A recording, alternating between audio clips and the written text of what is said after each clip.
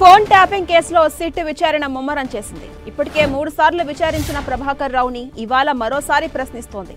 4వ సారి ప్రభాకర్ రావు సిట్ విచారణకు హాజరయ్యారు. దీంతో ఆయనపై సిట్ అధికారులు ప్రశ్నల వర్షం కురిపిస్తున్నారు. ప్రణీత్ రావు సాక్షుల స్టేట్మెంట్ ఆధారంగా ప్రశ్నిస్తున్నారు. ప్రభాకర్ రావు నుంచి కీలక సమాచారం రాబట్టేందుకు ప్రయత్నిస్తున్నారు అధికారులు.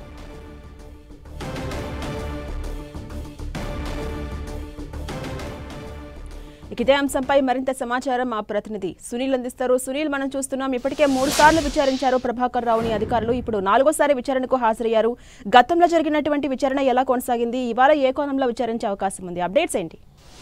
తెలంగాణ రాష్ట్రంలో తీవ్ర దుమారా రేపుతున్నటువంటి ఫోన్ ట్యాపింగ్ కేసులో సిట్ అధికారులు మరింత దూకుడు పెంచారని చెప్పవచ్చు. ఇప్పటివరకు నిందితుల స్టేట్మెంట్తో పాటు మరోవైపు ఈ కేసులో కీలక సూత్రధారి ప్రధాన నిందితులుగా ఉన్నటువంటి ప్రభాకర్ రావుని అమెరికా నుంచి మాజీ ఎస్ఐబి చీఫ్గా ఉన్నటువంటి ప్రభాకర్ రావుని ప్రస్తుతం ఎట్టకేలకు హైదరాబాద్ తీసుకురావడం జరిగింది. ప్రస్తుతం ప్రభాకర్ రావుని 3 సార్లు విచారించారు. ఈరోజు విచారణకు హాజరు కావాలని ఆదేశాలు జారీ చేసిన నేపథ్యంలో కొద్దిసేపటిమే జూబ్లీహిల్స్ పోలీస్ స్టేషన్లో ఏర్పాటు చేసినటువంటి సిట్ కార్యాలయం ముందు ఎస్ఐబి మాజీ చీఫ్ ప్రభాకర్ రావు విచారణకు హాజరు కావడం జరిగింది. ప్రభాకర్ రావుని ఈరోజు కూడా సుదీర్ఘంగా సిట్ అధికారులు విచారించి ఆయన స్టేట్మెంట్ కూడా నమోదు చేసుకునే అవకాశం ఉంది. ప్రధానంగా చాలామంది ఫోన్లు మావోయిస్టుల పేరుతో, మావోయిస్టుల సానుభూతి పరుల పేరుతో చాలామంది పొలిటీషియన్స్ సంబంధించినటువంటి నెంబర్స్ను కూడా ట్యాపింగ్ చేశారు.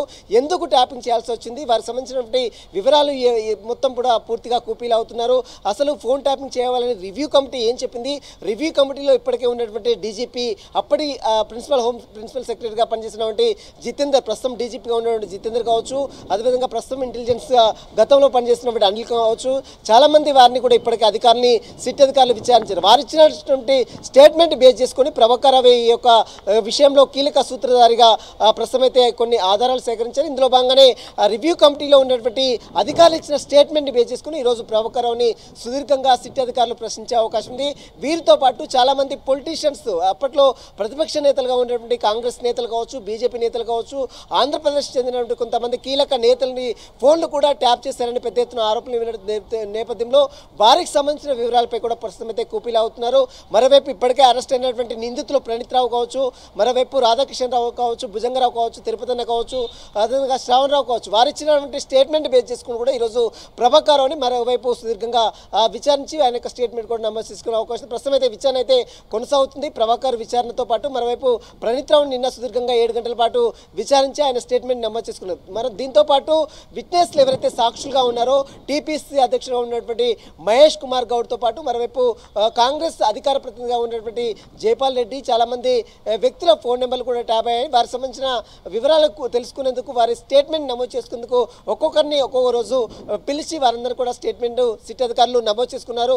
మరోవైపు ఇప్పటికే కొంతమంది బీజేపీ నేతలకు, బీజేపీ ఎంపీలకు కూడా నోటీసులు ఇచ్చారు. వారిని కూడా విచారణకు రావాలి, ఖచ్చితంగా వారు కూడా స్టేట్మెంట్ ఇవ్వాలని ఇప్పటికే పోలీసులు కోరిన నేపథ్యంలో ఈటెల రాజేందర్ సంబంధించిన ఫోన్ కూడా గతంలో ట్యాప్ అయినట్లు పెద్ద ఎత్తున ఆరోపణలు ఉన్నాయి. ఈటెల రాజేందర్ కూడా వచ్చి వాంగ్మూలం ఇవ్వాలంటూ కూడా ఇప్పటికే అధికారులు కోరారు. ఈ నెల 24వ తారీఖు లేదా 23వ తారీఖు ఈటెల రాజేందర్ కూడా సిట్ అధికారుల ముందు హాజరై స్టేట్మెంట్ కూడా ఇచ్చే అవకాశం. ప్రస్తుతం అయితే తెలంగాణ రాష్ట్రంలో తీవ్ర దుమారా రేపుతున్నటువంటి ఫోన్ ట్యాపింగ్ కేసులో కీలక పరిణామాలు చోటు చేసుకున్నాయి. త్వరలోనే ఈ కేసులో కొంతమంది వ్యక్తుల పేర్లు కూడా బయటకు వచ్చే అవకాశం ఉన్నట్టు కూడా తెలుస్తుంది. మరి ఈ కేసులో ఎస్ఐబి చీఫ్ ప్రభాకర్ రావు ఇచ్చేటువంటి స్టేట్మెంట్ బేస్ చేసుకుని పోలీసులు కూడా సిట్ అధికారులు కూడా చార్జ్షీట్లో అనేక అంశాలు కూడా పొందుపరిచే అవకాశం. Johnson. Right, thank you Sunil.